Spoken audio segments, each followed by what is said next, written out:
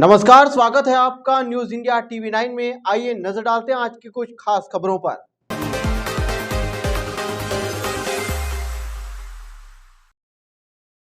खरगोन में पत्थरबाजी करने वाले आरोपियों के घर पर चला बुलडोजर। प्रशासन ने कहा अपराधियों को नहीं छोड़ा जाएगा। वहीं नरोत्तम मिश्रा ने कहा कि जिन्होंने भी इस करतूत को अंजाम दिया है उनके घरों को पत्थरों के ढेर में तब्दील कर दिया जाएगा। रामनवमी पर जुलूस के दौरान हुए बवाल के बाद खरगोन में कर्फ्यू लगाया गया। शहर के चप्पे चप्पे पर भारी पुलिस बल तैनात किया गया। इधर पुलिस ने मामले में अब तक 84 लोगों को गिरफ्तार किया है। इनमें से 19 आरोपियों को कोर्ट में पेश किया गया। बता दें कि खरगोन में श्री राम शोभा यात्रा पर रविवार शाम को तालाब चौक के पास पथराव किया गया था। उपद्रवियों ने 30 से ज्यादा दुकानों और मकानों में आग लगा दी थी। रात करीब 9 बजे मामला कुछ शांत हुआ, लेकिन देर रात 12 बजे फिर हिंसा भड़क गई। वहीं आनंद नगर, संजय नगर, मोतीपुरा में घर फूंक दिए गए। कुछ घरों में लूटपाट भी की गई। इससे 70 से ज्यादा अधिक परिवारों को घर छोड़कर दूसरी जगह जाना पड़ा। लेकिन इस मामले में प्रशासन ने त्वरित कार्रवाई करते हुए जो भी अपराधी थे उनके घरों पर बुलडोजर चलाना शुरू कर दिया है। वहीं इस मामले में नरोत्तम मिश्रा ने कहा है कि जो भी दोषी पाया जाएगा उनके खिलाफ कड़ी से कड़ी कार्रवाई की जाएगी, जिसका असर साफ तौर पर अब देखा जा रहा है। स्पष्ट रूप से बता देना चाहते हैं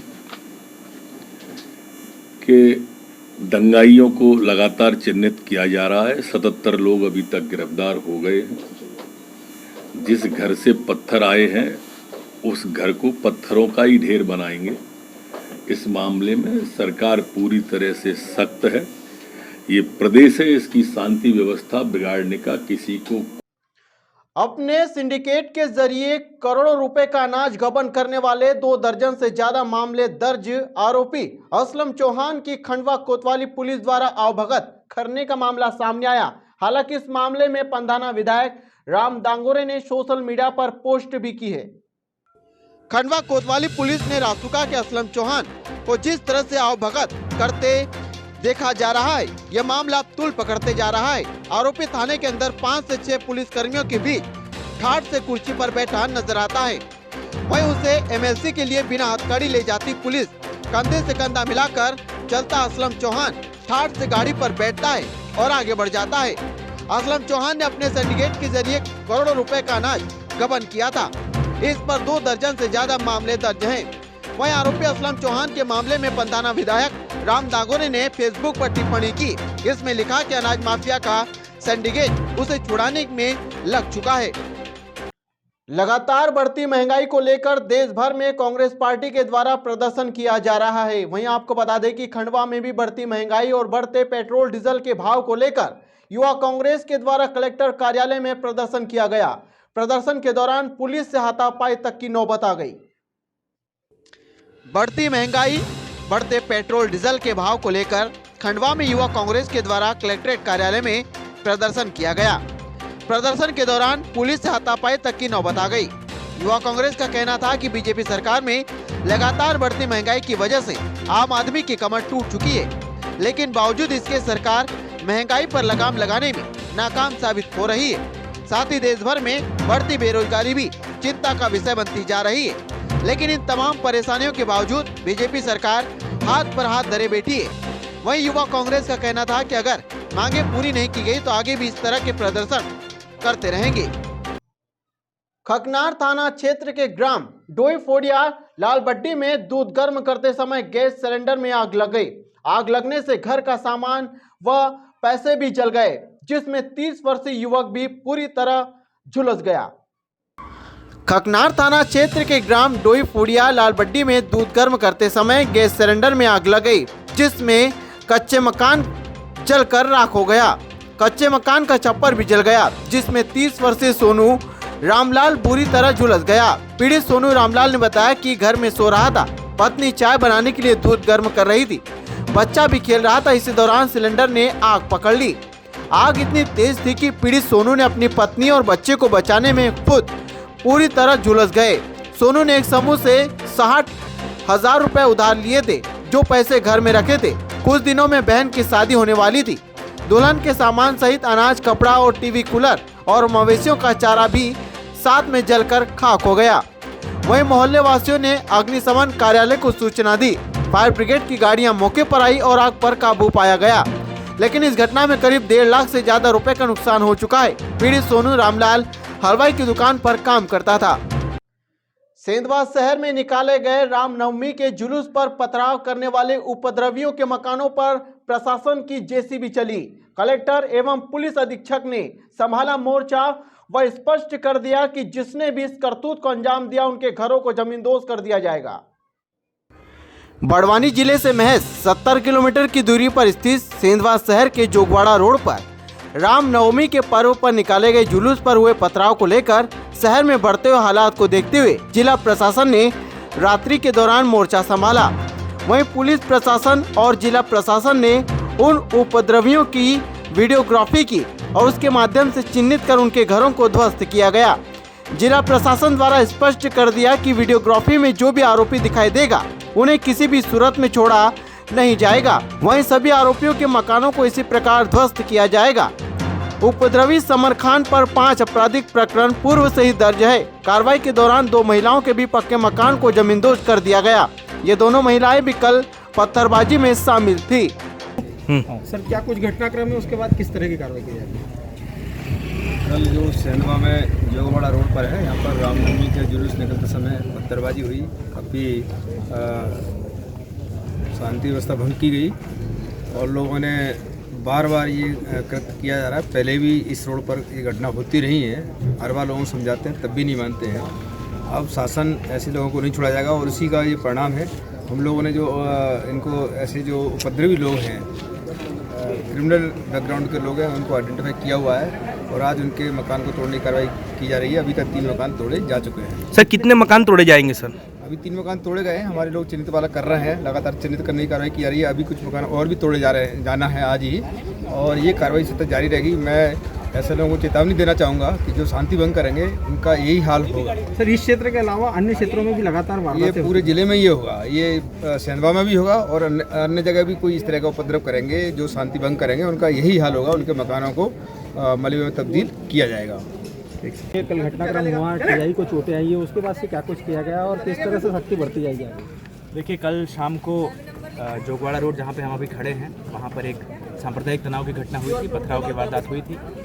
उसके बाद से ही लगातार जैसा हम लोग कल परिस्थितियों को नियंत्रित करने में लगे थे और आज हमारी सुबह से कार्रवाइयाँ अपनी अलग अलग जारी हैं। इसी क्रम में जो उपद्रवी थे, जो बलवाई थे, उनके घर चिन्हित करके अभी तोड़ने की कार्रवाई की जा रही है। यहाँ पे हमने 4 घर अभी तोड़े हैं और ये प्रक्रिया अभी जारी है यहाँ पर। सर, कितने मकान तोड़े जाएंगे?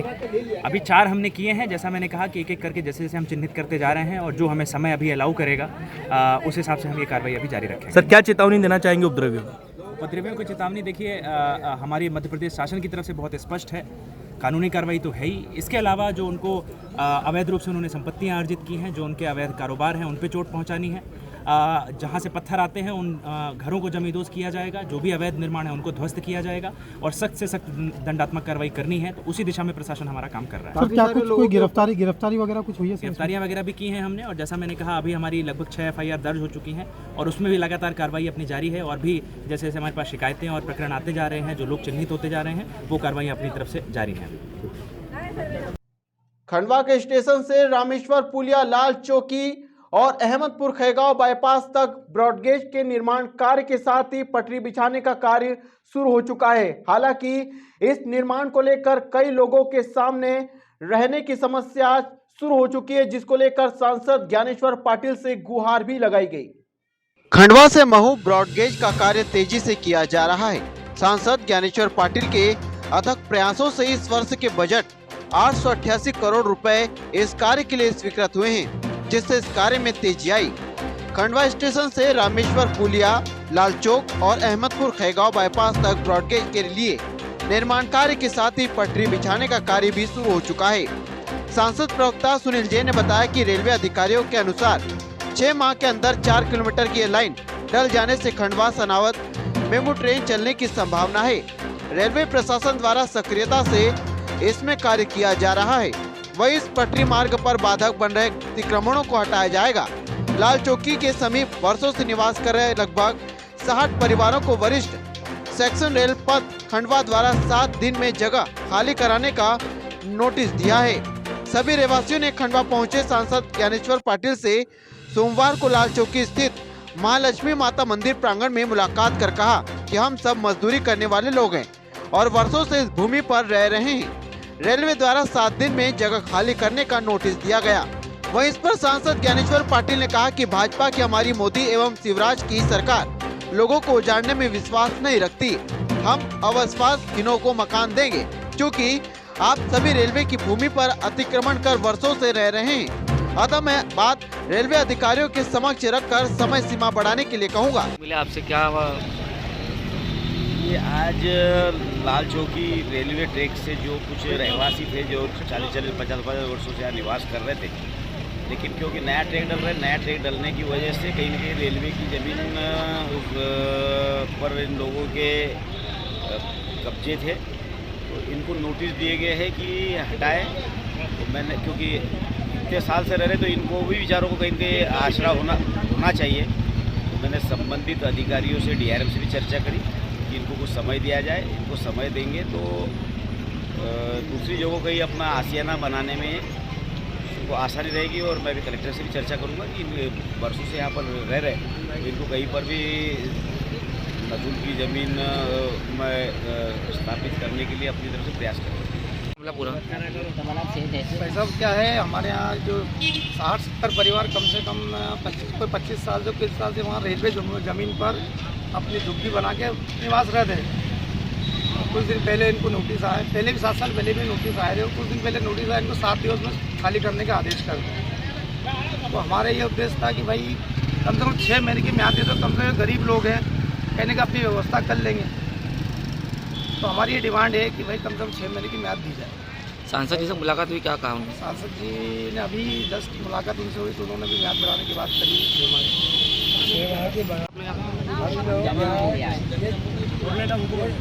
रेलवे की ज़मीन में हम करीबन 30-40 साल से यहाँ रह रहे हैं, और पहले भी कई बार नोटिस आए गए, हमने चलो खाली करने की हमारी पुनर्व्यवस्था हुई नहीं। हमने राज्य शासन को भी कई बार आवेदन लगाए, कलेक्टर को आवेदन दिए, कमिश्नर को आवेदन दिए, सभी लोगों को आह्वान मिले कि हम परेशान हो चुके हैं। और अभी आके वो रेलवे वाले बोलते हैं कि 7 दिन में आप खाली करके दो, नहीं तो हम मकान तोड़ डालेंगे। तो हम 7 दिन में किराया का मकान भी अगर ढूंढेंगे तो वो नहीं मिल पाएगा, और नहीं मिल पा रहा। किसी को मिला, किसी को नहीं मिला। पहले भी नोटिस दिया आप लोगों को? पहले बोले खाली कर दो, खाली कर दो, ऐसा बोल देते थे। हाँ, और अभी सांसद जी से बातचीत हुई, सांसद जी ने हमको आश्वासन दिया है कि हम कभी उजाड़ेंगे नहीं, बसाएंगे, और हम आप लोगों के लिए कई जगह की व्यवस्था भी करवाएंगे, और 6-7 महीने का हम आपको टाइम भी दिलवा देंगे। अपना परिचय दे दीजिए। मध्य प्रदेश की पूर्व मुख्यमंत्री उमा भारती रायसेन किले के शिव मंदिर पहुंची। उमा भारती का कहना है कि जब तक शिव मंदिर का ताला नहीं खुलेगा अन्न ग्रहण नहीं करूंगी। दरअसल आपको बता दें कि कुछ दिन पूर्व प्रख्यात पंडित प्रदीप मिश्रा ने बयान दिया था कि शिवराज सिंह चौहान के राज में भगवान शिव के मंदिर में शिव कैद हैं, जिन्हें आजाद कराना बेहद जरूरी है।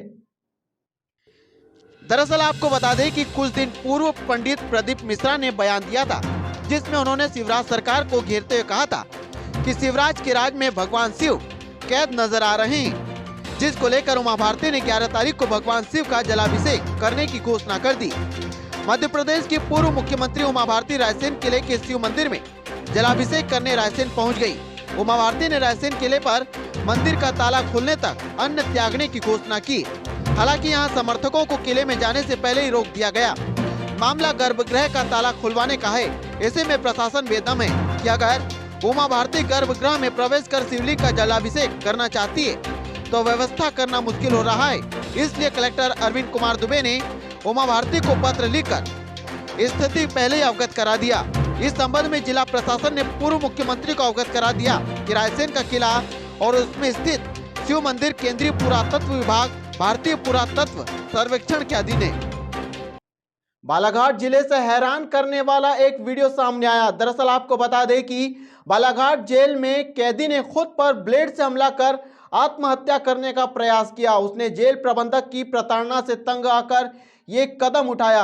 प्राप्त जानकारी के मुताबिक ये घटना दोपहर करीब 12 बजे की बताई जा रही है, जहां विचाराधीन कैदी जितेंद्र ठाकरे ने परिजनों से फोन पर मुलाकात करने के बाद बाथरूम में जाकर धारदार हथियार ब्लेड से अपने गर्दन व शरीर के अन्य हिस्सों पर वार कर स्वयं को गंभीर घायल कर लिया, जिसके बाद उच्च अधिकारियों द्वारा उसे उपचार के लिए जिला अस्पताल में भर्ती कराया गया।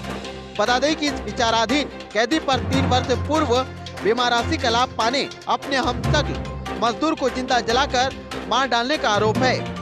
मीडिया से चर्चा के दौरान विचाराधीन कैदी जितेंद्र ठाकरे ने बताया कि कैदियों को जेल प्रबंधन द्वारा स्वादिष्ट भोजन नहीं दिया जाता है और उनके साथ मारपीट की जाती है। वहीं जेल प्रबंधक की प्रताड़ना से तंग आकर आत्महत्या करने का प्रयास किया।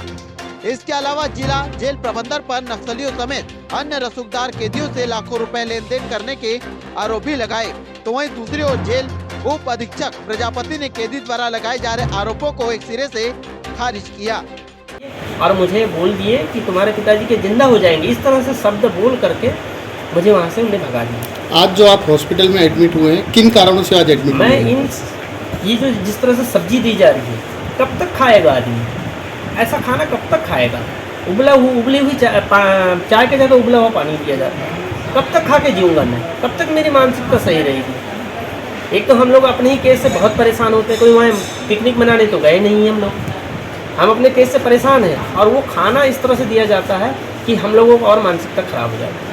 और मुझे कई बार उन्होंने प्रयास किए कि इसको मेंटल कर दिया जाए और जबलपुर भेज दिया जाए। तो ये बहुत आवाज़ उठाता है। बोले तू शिक्षित आदमी है, तू बहुत ज़्यादा आवाज़ उठाता है। क्यों नहीं उठाऊँगा मैं आवाज़? आपने किस तरीके से अपने आप को नुकसान पहुंचाया और काय से नुकसान पहुंचाया? अब मेरे पर कोई रास्ता नहीं था कि मैं इनके खिलाफ आवाज़ कैसे उठाऊँ। जब भी आवाज़ उठाऊँ तो मेरे फ़ोन मुलाकात करना बंद करने की धमकी देना, सेल में डाल देना। PL प्रजापति उप जेल अधीक्षक। सर, आज एक जेल का विचाराधीन कैदी ने आत्महत्या करने का प्रयास किया है। वो पूर्व से फितरती दिमाग का बंदी है और यहाँ भी प्रहरी ड्यूटी पे स्टाफ प्रहरी के साथ भी वो असमान व्यवहार करता था, बंदियों के साथ भी अवमान करता था। आज उसकी मुलाकात 11:15 बजे के समथिंग आई तो टेलीफोन पर उसके परिजन से बातचीत हुई। इसके बाद उसके मन में क्या मालूम क्या विचार बना और बैरक नंबर 1 के यहाँ जाके तो पत्ती से उसने हाथों में मार लिया। क्या नाम है सर? उसका है जितेंद्र पिता रामचरण। सर कहाँ से? सर, उसके द्वारा जो है वो जेल प्रबंधन पर काफ़ी गंभीर आरोप लगाए गए हैं कि वहाँ पे जेल पे जो है खाना बिल्कुल भी अच्छा नहीं मिलता। नहीं, मजिस्ट्रेट लोग आते हैं इस संबंध में, माननीय न्यायाधीश भी आते हैं, वरिष्ठ अधिकारी भी आते हैं, सब देखते हैं। बिल्कुल कतई कहना उसका गलत, वो झूठे आरोप लगा रहा है। पैसे का लेन देन किया? नहीं, बिल्कुल नहीं किया जाता। हाँ, कोई लेन देन नहीं यहाँ पे। बोले 2-2.5 लाख रुपए लिए अच्छे खाने के लिए? नहीं नहीं, बिल्कुल नहीं, ऐसा बिल्कुल कदापि नहीं होता है, उचित नहीं है। नहीं, बिल्कुल कोई नशे की चीज़ नहीं जा रही है जेल के अंदर। सर किन धाराओं के तहत वो अंदर है? वो 302 और 301 के तहत जेल के अंदर मौजूद है। वो आतन अपराधी टाइप का बंदी है, फितरती है ना। उसके इस कहते हुए क्या कार्रवाई की जा रही है? और पुलिस को हमने प्रकरण दे दिया है और आत्महत्या का प्रयास किया गया। उस संबंध में उसको FRI दर्ज करा के प्रकरण की कार्रवाई की जा रही पुलिस द्वारा। सर, जेल के अंदर ब्लेड जैसे जिससे हाँ, वो बंदियों की दाढ़ी कटिंग बनती है, उसने कहीं से छिपा के मतलब बदमाशी करके उसने उठा ली होगी पत्ती टूटी हुई, तो उससे उसने मार लिया है ना, और कोई वजह नहीं है ना। बड़वानी में महंगाई को लेकर कांग्रेस ने कलेक्ट्रेट कार्यालय का घेराव किया। बड़वानी प्रदेश के पूर्व गृह मंत्री बाला बच्चन, गृह मंत्री नरोत्तम मिश्रा के बयानों पर भड़के पूर्व गृह मंत्री व पूर्व कृषि मंत्री सहित कांग्रेस के कार्यकर्ता कार्यालय पहुंचे। यहां पर प्रदर्शन किया गया। बड़वानी में महंगाई को लेकर कांग्रेस ने कलेक्ट्रेट कार्यालय का घेराव किया। वहीं इसमें गृह मंत्री बाला बच्चन, पूर्व कृषि मंत्री सचिन यादव सहित कांग्रेस कार्यकर्ता मौजूद रहे। वहीं नरोत्तम मिश्रा पर वार करते हुए कांग्रेस पार्टी ने कहा कि अगर हमारी सरकार होती तो यहां पर हम सभी को बताते, लेकिन यहां पर जिस तरह के बयान नरोत्तम मिश्रा के द्वारा दिए जाते हैं उनमें किसी तरह की सच्चाई नहीं होती, साथ ही वो भड़काने वाले बयान देते हैं। मैं आपको बताना चाहता हूं कि अभी तक अगर हमारी सरकार होती तो ये नरोत्तम मिश्रा जी का पता भी नहीं चलता है कि ये कहाँ होते। चश्मा, उनको सत्ता का चश्मा और सत्ता का गुरूर इतना चढ़ा हुआ है। वो हम लोग भी आए दिन चाहे विधानसभा में अगर उनका वक्तव्य होता है तो हम देखते हैं, सुनते हैं, मीडिया पे हम उनका वक्तव्य देखते हैं और सुनते हैं, तो ऐसा लगता है कि सत्ता के नशे में खूब चूर होकर वो बयान देते हैं, लेकिन ये आने वाला वक्त उनका नशा भी समाप्त और खत्म कर देगा। थल सेना से सेवानिवृत्त अनिल पाटिल ने रामनवमी के शुभ अवसर पर रक्तदान कर लोवंशी को दिया जीवन दान। खंडवा जिले की गुजर हॉस्पिटल में भर्ती श्रीमती कृपा लोवंशी पति ओम प्रकाश लोवंशी ग्राम ब्रह्मधड़ का विगत 2 दिनों से ब्लड न मिलने के कारण ऑपरेशन नहीं हो पा रहा था। कल रात्रि में समाज सेवी मोहन रोकड़े से संपर्क हुआ, जो विगत कई वर्षों से खंडवा में निस्वार्थ भाव से जरूरतमंदों को निःशुल्क भोजन प्रदान करते हैं, साथ ही रक्तदान वही शासन के जन कल्याणकारी योजनाओं का लाभ दिलाने जैसी सेवाएं प्रदान करते हैं। उन्होंने खंडवा जिले में जय हिंद डिफेंस ग्रुप के संचालक मैनेजर अनिल पाटिल को समस्याओं से अवगत कराया। थल सेना से सेवानिवृत्त पाटिल ने रामनवमी के इस पावन पर्व पर पुण्य कार्य को करने की सहमति प्रदान की और कृपाबाई लोवंशी को रक्तदान कर समाज को संदेश दिया कि हमें त्योहारों पर भी ऐसे पुण्य के कार्य करना चाहिए, जिससे समाज में नई क्रांति का उदय हो सके। खंडवा में रामनवमी के शुभ अवसर पर रोटरी क्लब को एक कन्या को कृत्रिम हाथ भेंट करने का शुभ अवसर प्राप्त हुआ। कृत्रिम हाथ लगते ही कन्या आरती ने सर्वप्रथम अपनी मां का नाम लिखा, साथ ही दूसरे काम में भी आसानी से कर पाएगी। माता की आराधना का पर्व कन्या पूजन के साथ संपन्न हुआ। इसी अवसर पर रोटरी क्लब खंडवा को शुभ अवसर प्राप्त हुआ एक कन्या को कृत्रिम हाथ भेंट करने का।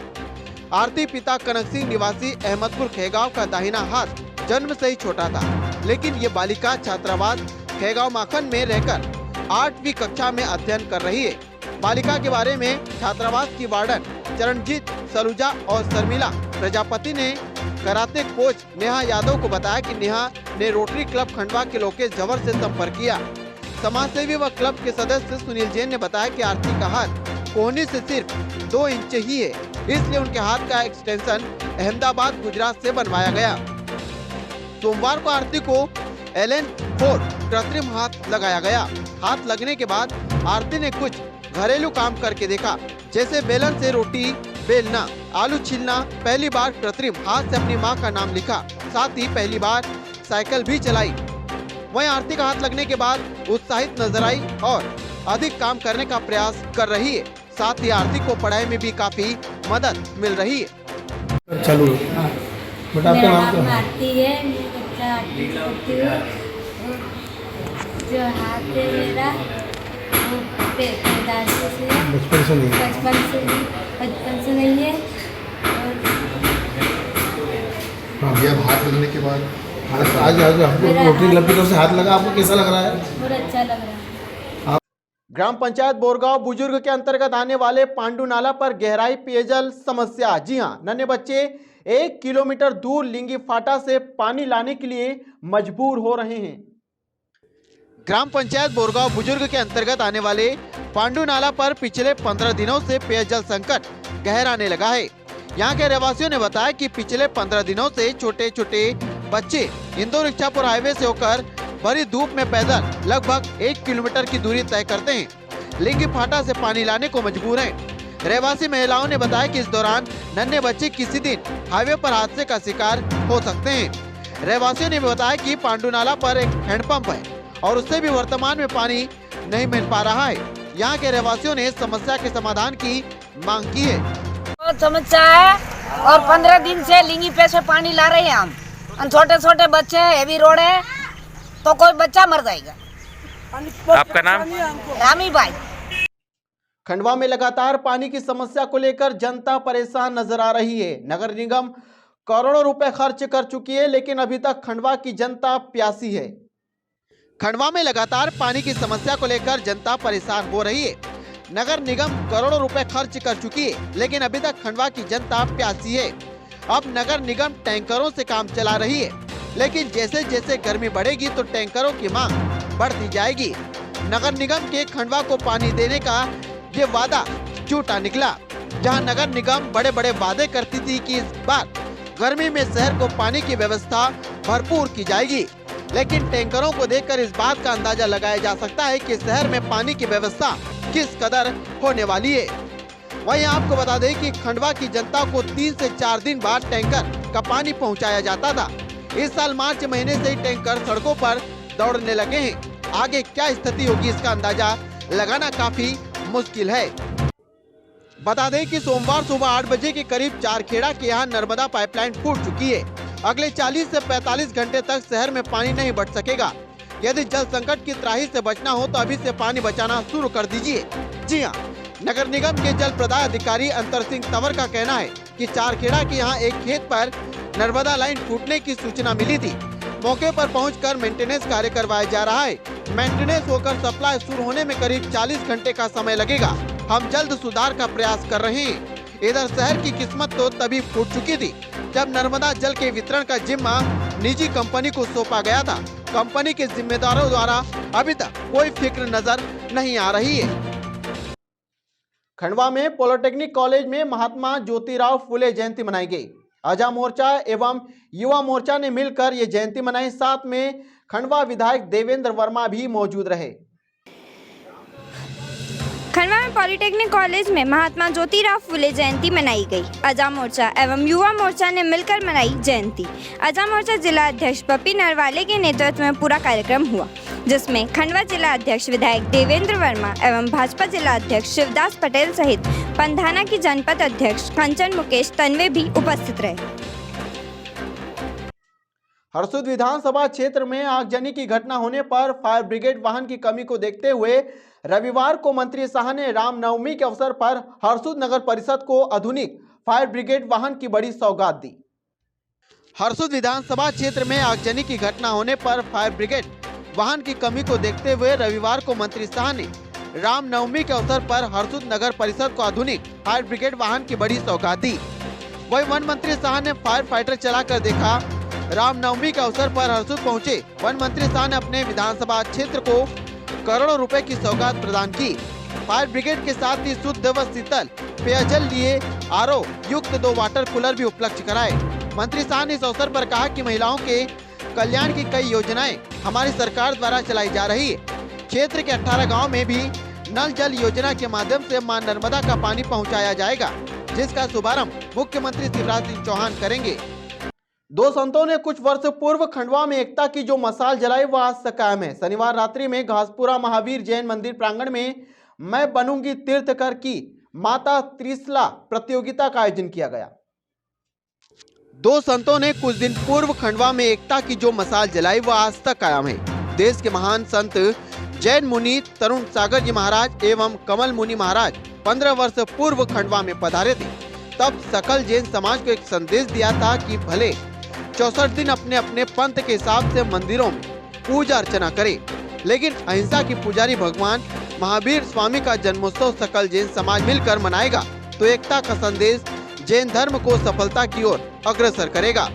समाज के सचिव सुनील जैन ने बताया कि दोनों संतों की वाणी का पालन करते हुए दिगंबर एवं श्वेतांबर जैन समाज द्वारा लगातार कई वर्षों से भगवान महावीर स्वामी का जन्म महोत्सव सामूहिक रूप से नगर में मनाया जा रहा है। भगवंत सागर सुक्ता बांध से खंडवा की पेयजल व्यवस्था को लेकर सुक्ता नदी में छोड़ा गया पानी। भगवंत सागर सुक्ता बांध से खंडवा में पेयजल व्यवस्था को लेकर नगर पालिका की मांग पर सुक्ता नदी में पानी छोड़ा गया। बांध से पानी छोड़ने पर रविवार को ग्राम बोरगांव बुजुर्ग के पास स्थित मां बागेश्वरी चौक से बाजू से लगी सुक्ता नदी में पानी पहुंचा है। सुक्ता नदी में पानी आने से क्षेत्र के दम तोड़ते जल स्रोत रिचार्ज होंगे, जिससे कि गांव में पेयजल व्यवस्था के साथ मवेशियों के लिए भी पानी मिल सकेगा। आज की खबरों में इतना ही। नई खबरों के साथ फिर आएंगे। जब तक के लिए नमस्कार। जय हिंद, जय भारत।